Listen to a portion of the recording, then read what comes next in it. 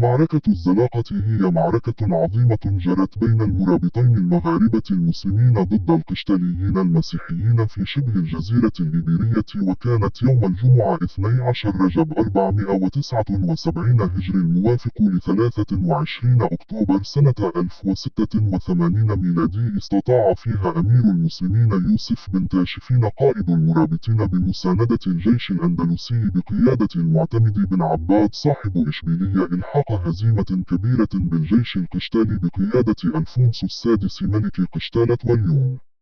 وقعت المعركة بعد تردي أحوال الأندلس نتيجة اقتتال أمرائها، وهو ما أدى إلى خضوع بعضهم إلى سلطة ألفونسو السادس ودفع الجزية له، وانتهت هذه الحالة بسقوط طليطلة في يد ألفونسو وجيشه قبل عام واحد من معركة الزلاقة. على إثر ذلك قام أهل الأندلس وأمراؤهم بإرسال رسائل للأمير يوسف بن تاشفين تستنجده وتطلب منه النصرة، فاستجاب لهم وعبر البحر بجيش المرابطين لنصرة مسلمي الأندلس، وتوحد جيشين الكبيرين جيش المرابطين مع جيش الأندلس، وكانوا حوالي 48 ألف مقاتل يقودهم ابن تاشفين.